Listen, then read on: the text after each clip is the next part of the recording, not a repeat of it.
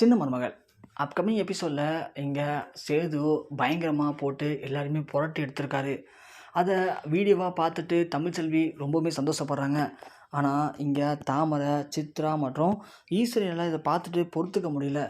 என்ன இந்த சேது போட்டு இப்படி புரட்டி எடுத்துட்டான், ச்சே நம்ம போட்ட திட்டம் எல்லாமே வேஸ்ட்டாக போச்சு தாமரை. இந்த சேது மட்டும் இல்லைன்னா இந்நேரத்துக்கு அந்த பொறுக்கி பசங்க ஹோட்டலையே தலையெல்லாம் மாற்றிருப்பானுங்க, அதுங்களையும் அடித்து துவம்சம் பண்ணியிருப்பானுங்க. நாம் நினச்ச மாதிரி தமிழ்ச்செல்வி இந்த வீட்டை விட்டு ஓடிருப்பா. ஆனால் எல்லாத்தையுமே வெண்ணெய் திரண்டு வர நேரத்தில் அந்த சேது போய் காரியத்தை கெடுத்துட்டானே தாமரை. இவன் எப்படி அங்கே கரெக்டான நேரத்துக்கு போனான், அது தெரியுமா உனக்கு அப்படின்னு கேட்க தாமரவனே அதான் அத்தை எனக்கும் புரியல. சேது மாமா எப்படி அந்த இடத்துக்கு கரெக்டான இடத்துக்கு போனான்னு தான் தெரியவே இல்லை. நாம் பேசிக்கிட்டது நமக்கு மட்டும் தான் தெரியும். அப்படி இருக்கும்போது எப்படி சேதுவை அலர்ட் பண்ணாங்க, ஒன்றுமே புரியவே இல்லை அத்தை எனக்கு அப்படின்ற மாதிரி இங்கே தாமரை ஈஸ்வரி குழம்பிட்டு இருக்காங்க. உடனே தாமரை சொல்கிறாங்க, விடுங்க அத்தை, இப்போ என்ன சேது மாமா அடித்த உடனே அவங்க எல்லாமே எஸ்கேப் ஆகி ஓடிட்டானுங்க. அவனுங்க யார் என்ன அப்படிங்கிறது சேது மாமாவுக்கு தெரியாது. அதனால் இன்னும் ஒரு 2 நாள் 3 நாள் போகட்டும், திரும்பவும் அவனுங்களை தாண்டி வேறொரு ஆட்களை அனுப்புவோம். அமிச்சோம் அப்படின்னா அவனுங்க அந்த டைம் கண்டிப்பாக எந்த ஒரு பிரச்சனையும் இல்லாமல் அந்த ஹோட்டலில் மட்டும் இல்லை, அவங்க அம்மா அப்பா தங்கச்சின்னு சொல்லி எல்லாரையுமே ஒட்டு மொத்தமாக அடித்து காலி பண்ணிடுவானுங்க. அப்புறம் நாம் நினச்ச மாதிரி எல்லாமே சூப்பராக நடக்கும் அத்தை அப்படின்னு சொல்ல தாமரை இதை மட்டும் பண்ணிட்டேன்னு வச்சுக்கேன், கண்டிப்பாக சேதுவை உனக்கு கல்யாணம் பண்ணி வைக்கிற ஒட்டுமொத்த அந்த உரிமையை நான் எடுத்துக்கிறேன், நான் அதை செஞ்சு முடிச்சிடுவேன் தாமரைன்னு சொல்லவும் தாமரைக்கு சந்தோஷம் தாங்கலை. உடனே கால் பண்ணி பசுபதிகிட்ட பேசுகிறாங்க. சித்தப்பா அந்த வந்த ஆளுங்க எல்லாரையுமே அடித்து ஓட விட்டார்ல அவர் எங்கள் மாமா தான். அதனால் நீங்கள் இன்னும் ஒரு 2 3 நாள் கழித்து வேறு ஆளுங்க அனுப்புங்க. அப்போதைக்கு கண்டிப்பாக எங்கள் மாமா அங்கே இருக்க மாட்டார். அப்போது நீங்கள் அந்த ஹோட்டலில் கொஞ்சம் பார்த்துங்க சித்தப்பான்னு சொல்ல, கண்டிப்பாக தாமரை அவன் யார், அவன் எப்படி நம்ம ஆளுங்களை அடித்தான் அவன் அப்படின்னு சொல்ல, அது எங்கள் மாமா தான் சித்தப்பா, அவருக்கு தெரியாது, தெரியாமல் இப்படி பண்ணிட்டாரு. எனக்காக நீங்கள் இன்னும் ஒரு டைம் மட்டும் ஆளுங்களை அனுப்புங்க அப்படின்னு சொல்லவும் சரி தாமரை பார்ப்போமான்னு சொல்கிறாங்க. இந்த பக்கம் செல்லப்பாண்டிக்கு விஷயம் தெரிஞ்சு செல்லப்பாண்டி ரொம்பவே கொந்தளிக்கிறாரு. இருந்தாலும் செல்லப்பாண்டி சொல்கிறார் வசந்திக்கிட்ட, வசந்தி விடு வசந்தி, அழுவாத, கெட்டதுலேயும் ஒரு நல்லது நடந்திருக்கு பார்த்தியா அப்படின்னு சொல்ல, ஆமாம் நம்ம மாப்பிள்ளை நம்ம மேலே எவ்வளோ கோவமாக தெரியுமா இருந்தார். ஒரு வாட்டி இடையில நான் அவர்கிட்ட பேச போனேன், அப்போது என்கிட்ட விட மூஞ்சி கொடுத்து பேசல, ரொம்ப ஒரு மாதிரி பேசினார், எனக்கே ரொம்ப கஷ்டமாக இருந்துச்சு. ஆனால் இன்றைக்கி நம்ம கடைக்கும் நம்ம தனத்துக்கும் ஒரு ஆபத்துன்னு தெரிஞ்ச உடனே மாப்பிள்ளை கொந்தளிச்சு எப்படி அடிச்சிருக்காரு பார்த்தியா. அதான் வசந்தி சொல்கிறேன், கெட்டதும் நல்லதுன்னு சொல்கிறேன். நம்ம மாப்பிள்ளைக்கு நம்ம மேலே நல்ல ஒரு மதிப்பும் மரியாதையும் இருக்குது, பாசமும் இருக்குது. அதனால தான் அந்த பொறுக்கி பசங்க வந்து அட்டாக் பண்ணாங்கன்னு தெரிஞ்ச உடனே மாப்பிள்ளை களத்தில் குதித்து எல்லாருமே அடிச்சிருக்காரு வசந்தி. அது வரைக்கும் மாப்பிள்ளை நினச்சி நம்ம பெருமைப்படணும் அப்படிங்கிற மாதிரி இங்கே செல்லப்பாண்டி பேசுகிறாரு. சரிங்க அப்படின்னு சொல்லவும், சரி வசந்தி வா நம்ம போயிட்டு அந்த கடையை ஃபுல்லாக க்ளீன் பண்ணிவிட்டு நாம் எப்போதும் போல் கடையை ஆரம்பிப்போம். இவங்களுக்கெல்லாம் பயந்துக்கிட்டுலாம் நம்ம கடை போடாமல் இருக்கக்கூடாது வசந்தி. அப்போ என்ன நினைக்கிது, நமக்கு நம்ம மாப்பிள்ளை இருக்கார், நமக்கு எந்த ஒரு ஆபத்து இருந்தாலும் சரி உடனே நம்ம மாப்பிள்ளை வந்து காப்பாற்றுவார் வசந்தி, வா போகலான்னு சொல்லிட்டு வசந்தி, செல்லப்பாண்டி, தனம் 3 பேர் போய் அந்த ஹோட்டலில் க்ளீன் பண்ணுறாங்க. அப்படி க்ளீன் பண்ணிகிட்டு இருக்கும்போது தனத்துக்கு ஒரு ஃபோன் கிடைக்குது. அப்பா இங்கே பாருங்களேன், டேபிளுக்கெல்லாம் ஒரு ஃபோன் கிடக்கு அப்படின்னு சொல்கிறாங்க. யார் ஃபோனமாக இருக்கும் அப்படின்னு சொல்லி கேட்கவும், தெரியலையப்பா அப்படின்னு சொல்கிறாங்க. சரி அந்த ஃபோனை ஆன் பண்ணி பாருமா அப்படின்னு சொல்லவும் ஃபோனை ஆன் பண்ணால் உள்ளே ஒரு சில ஃபோட்டோஸ்லாம் இருக்குது. அந்த ஃபோட்டோஸை பார்த்தோன்னே தனம் சொல்கிறாங்க, அப்பா இவங்க தான்ப்பா வந்து இந்த ஹோட்டலில் பொறுக்கித்தனம் பண்ணானுங்க, இவன் தான்ப்பா என் கையை பிடிக்க வந்தான் அப்படின்னு சொல்லவும் செல்லப்பாண்டி ரொம்பவே கொந்தளிக்காரு.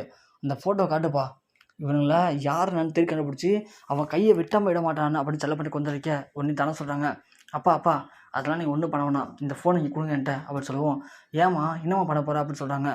இல்லைப்பா இந்த ஃபோட்டோவெல்லாம் சேது மாமாட்ட காட்டணும்னு வச்சுங்களேன், கண்டிப்பாக சேது மாமா இதுக்கெல்லாம் ஒரு முடிவு கட்டுவார், நீங்கள் எதுவும் பண்ண வேணாப்பான்னு சொல்கிறாங்க.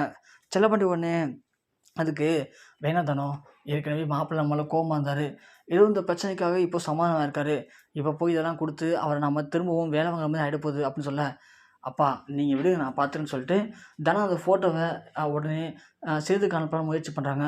ஆனால் வேணாம், இந்த ஃபோனையே மாமாட்ட கொடுத்துலான்னு சொல்லிட்டு சேதுக்கு கால் பண்ணி பேசுகிறாங்க தனம். சேது நம்பருக்கு தனம் கால் பண்ண உடனே சேது சொல்கிறாரு கருப்புக்கிட்ட, மாமா தனம் இருக்குல்ல மாமா, எந்த தனம் மாப்பிள்ள, அதான் மாமா நம்ம தமிழ்ச்செல்வி தங்கச்சி, ஆமாம் அந்த பொண்ணு கால் பண்ணுது மாமா அப்படின்னு சொல்லுவோம், எடு மாப்பிள்ள எடுத்து பேசு, திரும்ப வேணாது ஹோட்டலுக்கு சண்டைக்கு வந்திருக்க போகிறான் அப்படின்னு சொல்லவும் சரின்னு சொல்லிட்டு சேது எடுத்து பேசுகிறாரு. தனம் உடனே அன்றைக்கி நடந்த பிரச்சனைக்கெல்லாம் ரொம்ப நன்றி சொல்கிறாங்க. அது மட்டும் இல்லாமல் மாமா இன்றைக்கி ஹோட்டலில் க்ளீன் பண்ணும்போது ஒரு ஃபோன் கிடச்சிருக்கு மாமா. அந்த ஃபோனில் அன்றைக்கி வந்து பொறுக்கித்தனம் பண்ணாங்கல்ல அந்த பசங்க, அவங்க எல்லாருடைய ஃபோட்டோ இருக்கு மாமான்னு சொல்லவும், சேது ஒன்று அப்படியாம்மா, நீ அந்த ஃபோனை ஹோட்டல்லே வை, நான் உடனே கிளம்பி வரேன்னு சொல்கிறாங்க. மாமா கருப்பு ஒன்று, என்ன மாப்பிள்ள ஏதோ வேலைக்குன்னு சொன்னேன் உடனே கிளம்பி போகிறேன். மாமா அன்றைக்கி ஹோட்டலில் வந்து பொறுக்கித்தனம் பண்ணாங்களே பசங்க, ஆமாம் மாப்பிள்ள, அவனுங்க ஒரு ஃபோனை விட்டுட்டு போயிட்டானுங்க. அந்த ஃபோனில் அவனுங்க எல்லார் ஃபோட்டோவும் இருக்கா. நாம் போய் அந்த ஃபோனை வாங்குவோம், அதில் இருக்கிற மூஞ்செல்லாம் பார்ப்போம், பார்த்துட்டு அவனுங்க யார் என்ன, அவனுங்கள யார் அனுப்பிச்சா, எதுக்காக அனுப்பிச்சாங்க அப்படிங்கிறத கண்டிப்பாக தெரிஞ்சுக்கணுமா அம்மா அப்படின்னு சொல்லவும், கரெக்ட் மாப்பிள்ள, எனக்கும் சிந்தனை ஓடிட்டு தான் இருக்குது. எங்கே நீ இதெல்லாம் சொன்னியா திட்டுவேன்னு சொல்லிட்டு அவன்கிட்ட சொல்லவே இல்லை. ஏன்னா உன்னுடைய மாமனார் மாமனார் வீடுன்னு தெரியும். தெரிஞ்சிருந்து வந்து ஒருத்தவன் இவ்வளோ தூரம் பிரச்சனை பண்ணுறான்னா கண்டிப்பாக அவன் உள்ளூராக இருக்க வாய்ப்பில்லை மாப்பிள்ள, வெளியூராக தான் இருக்கணும். வெளியூராகவே இருந்தாலும் அவனுக்கு அந்த தைரியம் எங்கேருந்து வந்துச்சு, வா மாப்பிள்ள போகலான்னு சொல்லிட்டு போகிறாங்க. போயிட்டு கருப்பும் சேதுவும் தனத்தில் இருந்த ஃபோனை வாங்குறாங்க. வாங்கி அந்த ஃபோனை ஓப்பன் பண்ணி பார்த்துட்டு, இவங்களை யாரும் பார்த்துமே தெரியலையே மாப்பிள்ள, யாரா இருப்பானுங்கன்னு சொல்கிறாங்க. சரி வா மாமா பக்கத்தில் போய் விசாரிக்கலாம்னு சொல்லிட்டு பக்கத்தில் போய் விசாரிக்கிறாங்க. பக்கத்துலேயும் ஆள் இல்லை. அப்படி விசாரிச்சுட்டு இருக்கும்போது ஒருத்தன் சொல்கிறான், இவன் வந்து நம்ம 2, 3 ஊர் தள்ளி இருக்கான், இவங்க ரொம்ப மோசமானவனுங்க, ஏன்னு கேட்குறீங்கன்னு கேட்கவும், அவனை பார்த்தே அவன்னு சொல்லிட்டு அட்ரஸ்லாம் வாங்கிட்டு சேது போகிறாரு. அவர் சேது போய் அவனை பார்த்து பிடிக்க வரும்போது அவனுங்க உஷாராகிறானுங்க. உடனே சேதுவை அட்டாக் பண்ணுறானுங்க. ஆனால் இருந்தாலும் சேது திரும்பவும் அந்த 3 பேரையும் அடித்து பயங்கரமாக போட்டுட்டு அவன்கிட்ட விசாரணையை போகிறாரு. எதுக்காக நீ அந்த ஹோட்டல் வந்தீங்க, எதுக்காக வந்தீங்க, நீங்களாம் சாப்பிட அந்த மாதிரி தெரியல, நீங்களாம் வேணும்னே பிரச்சனை பண்ணணுன்னே அங்கே வந்திருக்கீங்க, உங்களை அந்த ஹோட்டலில் பிரச்சனை பண்ண சொல்லி யார் அனுப்பிச்சி வச்சா, உங்களுடைய திட்டம் என்ன சொல்லுங்களான்னு சொல்லி திரும்பவும் சேது அவங்கள பயங்கரமாக அடிக்கிறாரு. அடிக்கும்போது தான் அவனுங்க உண்மையை சொல்கிறானுங்க. இது மாதிரி நாங்கள் அந்த ஹோட்டலுக்கு சாப்பிட வரல, எங்கள் பசுபதி ஐயா தான் அந்த ஹோட்டலில் போய் அடித்து நொறுக்க சொல்லி நான் அனுப்பிச்சுட்டாரு. அதோட அந்த ஹோட்டல் நடத்துகிற எல்லாரையுமே அடித்து ஒட்டுமொத்தமாக துவம்சம் பண்ணிட்டு வாங்கன்னு சொன்னாங்க. நாங்கள் போனோம். மற்றபடி ஏன் எதுக்கு அப்படிங்கிறது எதுவுமே எங்களுக்கு தெரியாதுன்னு சொல்லி அந்த ரவுடி பசங்க சொல்கிறாங்க. உடனே சேதுபதி சொல்கிறாரு, அப்படியா அந்த நம்பருக்கு கால் பண்ணு. அவனும் உடனே கால் பண்ணி விஷயத்தெல்லாம் கேட்குறான். அன்றைக்கி ஒரு ஹோட்டலில் போய் அடிச்சு நொறுக்க போனோம்ல, அந்த ஹோட்டலில் தெரிஞ்சவங்க இங்கே வந்திருக்காங்க, அவங்கள எதுனா பண்ணவா நான் அப்படிங்கிற மாதிரி கேட்குறான்.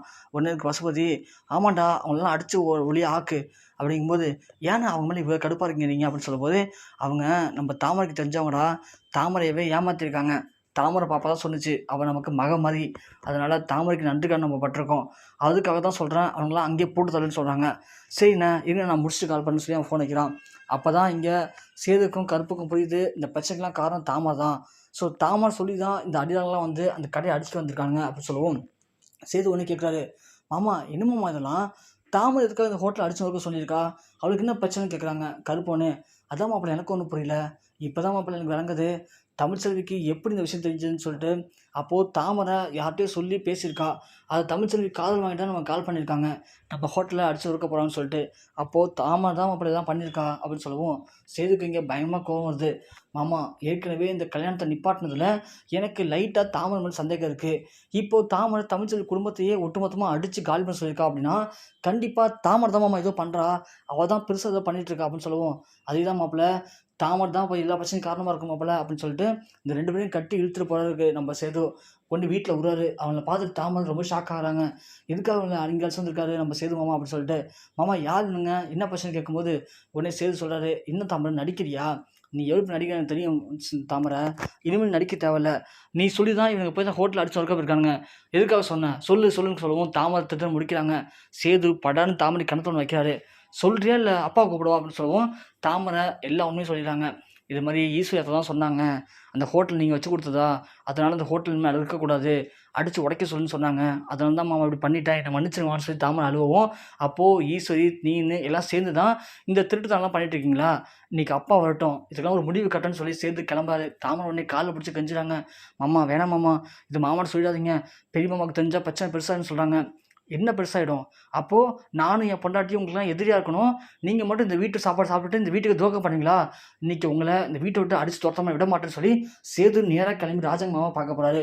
ஸோ ராஜாங்கிட்ட சொன்னால் கண்டிப்பாக ராஜாங்க புரிஞ்சுக்கிட்டு தாமரை ஈஸ்வரி கும்பலை வீட்டோடு துரத்திட்டு தமிழ்ச்செல்வியை மறுமலை ஏற்றுப்பாளா இல்லை என்ன நடக்க போகுது அப்படிங்கிறத கண்டிப்பாக பொறுத்து வந்து பார்க்கலாம்.